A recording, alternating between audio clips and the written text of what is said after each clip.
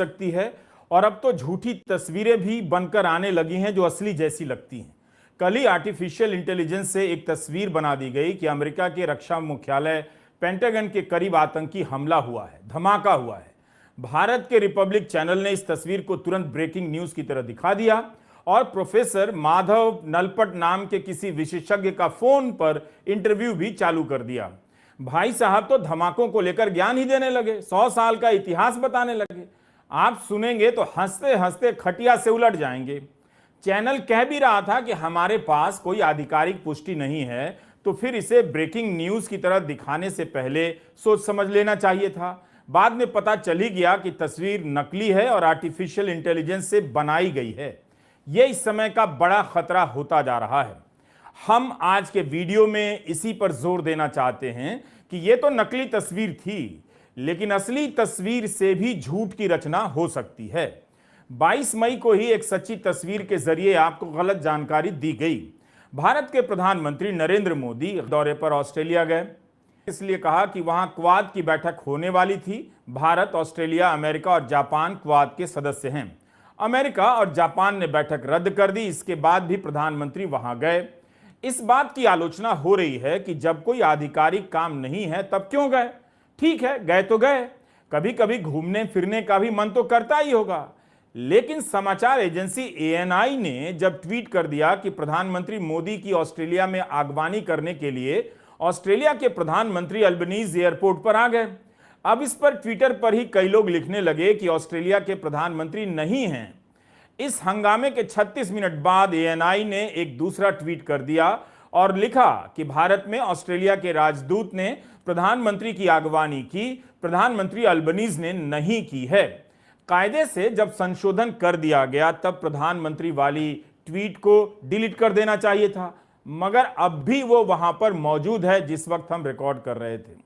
जो जानकारी गलत है, अगर गलती से भी डाली गई है और लोगों ने बता दिया है, आपने मान लिया है, खुद ANI ने संशोधन भी किया, तब इस ट्वीट को हटाने में क्या दिक्कत थी। दरअसल अब झूठ बोलने का साहस सच बोलने के साहस से बड़ा है और महान हो चुका है। वैसे भी हमारे समाज में अनैतिकता को जितनी नैतिक शक्तियां और सामाजिक शक्तियां प्राप्त हैं, उतनी नैतिकता को नहीं। पिछले कई साल से झूठी तस्वीरों के जरिए आपकी सोच को प्रभावित करने की कोशिश की जाती रही, तो आपके लिए यह नया भी नहीं होगा। आपको सोचना यह है कि एयरपोर्ट पर कौन आगवानी करने आया, कैसे आगवानी हुई। अगर दुनिया की कूटनीति इसी से बदल जाती तो क्या ही बात थी। कुछ संदर्भों में इसका महत्व होता है, मगर अब यह इतना हो चुका है भारत में कि शक होता है कि आगवानी से कोई बड़ा संदेश निकलता भी है।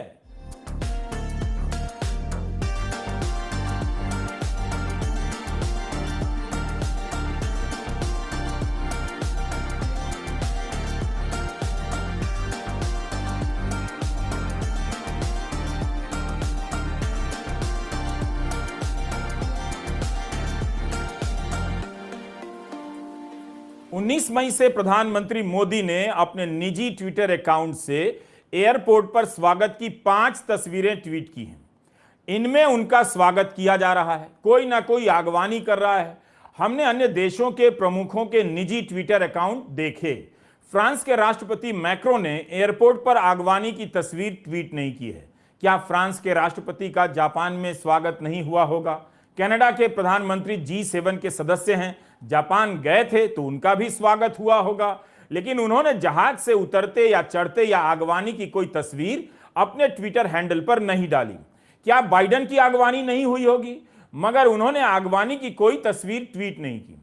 उनका भी तो किसी ने वहां स्वागत किया ही होगा। जर्मनी के चांसलर और इटली के राष्ट्रपति ने भी एयरपोर्ट स्वागत का कोई ट्वीट नहीं किया है। Canada, Japan, United kingdom, France, Germany, Italy G7 के सदस्य देश हैं। इन सदस्य देशों के कई नेताओं ने जापान की यात्रा के संबंध में ज्यादातर बैठकों की तस्वीरें ट्वीट की हैं। इन नेताओं ने भी किसी एक नेता से मुलाकात की तस्वीर को ट्वीट किया है और करते भी हैं। लेकिन क्या भारत के प्रधानमंत्री कुछ ज्यादा ही मुलाकातों की इन तस्वीरों को ट्वीट करते हैं? यह हमारा सवाल है। समस्या इनके ट्वीट करने से ज्यादा गोदी मीडिया की रिपोर्टिंग को लेकर है। वो केवल इन्हीं बातों का प्रचार करता रहता है। इस वजह से भी प्रधानमंत्री के दौरों का महत्व केवल फोटो और गले मिलने और पांव छूने तक सिमटता जा रहा है। आज की वैश्विक व्यवस्था में हम आपसे बड़े हैं वाला सामंती दौर खत्म हो चुका है।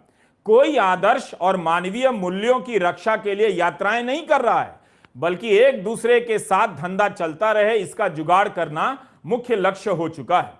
रूस ने जब से यूक्रेन पर हमला किया है, इन नेताओं की कई मुलाकातें इस तरह की हो चुकी हैं। ये कई बार निंदा भी कर चुके हैं। सुपर पावर नेताओं के पोज में इनकी फोटोएं खींची जा चुकी हैं। मगर इतना तो सवाल कीजिए और अपनी आंखें खोलकर देख लीजिए कि इसका नतीजा क्या निकला। क्या युद्ध रुक गया? क्या तबाही रुक गई?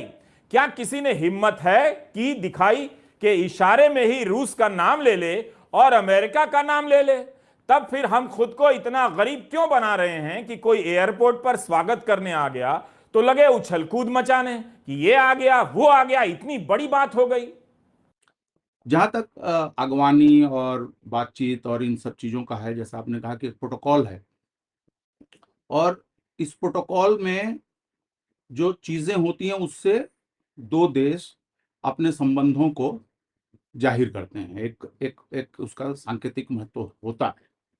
अब जैसे उदाहरण के लिए हम आपको बताएं कि 2018 में कनाडा के प्रधानमंत्री अपने परिवार बच्चों के साथ आए थे यहाँ पे।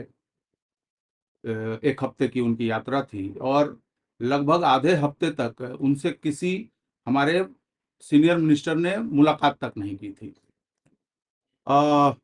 2019 की एक घटना मुझे याद आती है। पाकिस्तान के प्रधानमंत्री इमरान खान सऊदी अरब के क्राउन प्रिंस मोहम्मद बिन सलमान को एयरपोर्ट छोड़ने के लिए गए थे, खुद गाड़ी चला कर गए थे। तो इस तरीके की चीज़ें होती हैं। उसी तरीके से गलवान के बाद जब भारत और चीन के बीच के संबंध काफ़ी बिगड़ गए थे, तो अचानक एक दिन एक रात जो है वो